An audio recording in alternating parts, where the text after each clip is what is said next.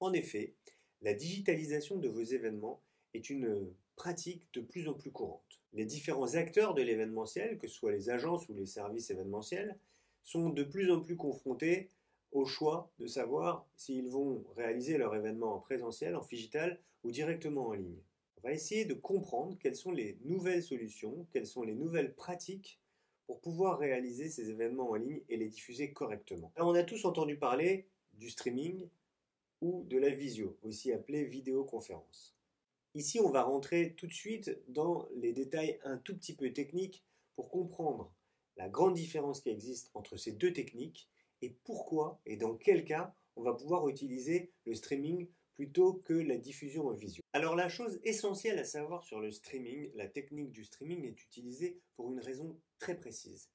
C'est que vous allez pouvoir visionner ou consulter du contenu multimédia, que ce soit vidéo ou audio, sans jamais avoir à télécharger sur votre disque dur ce contenu. Pour comprendre la façon dont fonctionne le streaming, il faut bien comprendre que le streaming fonctionne entre deux parties, l'internaute et le serveur. Au moment du visionnage de votre contenu vidéo, l'ordinateur de l'utilisateur va envoyer une requête au serveur qui stocke lui-même les données vidéo. Le flux affiche temporairement des petits paquets qui sont envoyés sur votre appareil et les supprime petit à petit au rythme de la lecture. On ne va donc jamais recevoir le fichier entier, mais uniquement les petits paquets d'images qui vont être utiles à l'expérience de visualisation. Alors pourquoi utiliser le streaming? Eh bien, dans le cadre d'une diffusion vers un grand nombre d'auditeurs, un grand nombre de spectateurs, nous vous conseillerons toujours d'utiliser le streaming.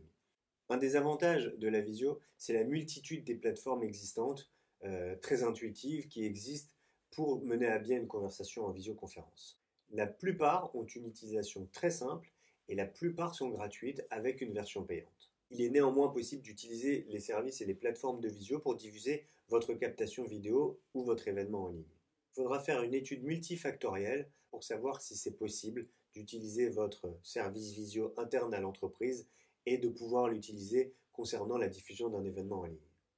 La visio ne doit être utilisée que pour la partie interactive de votre événement en ligne.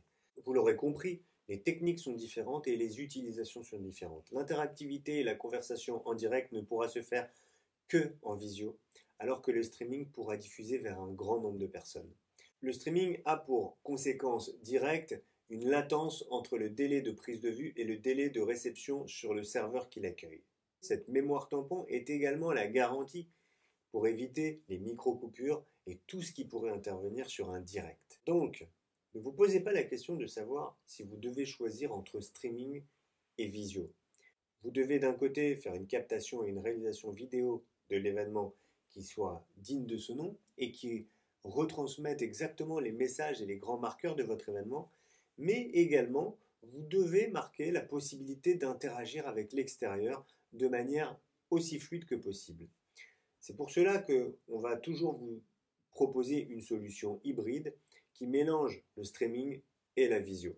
C'est-à-dire que vous allez pouvoir capter votre événement en ligne, pouvoir mettre du titrage, insérer des PowerPoint, du média et d'intégrer à l'intérieur de votre streaming des intervenants à distance qui, eux, utiliseront la technique visio.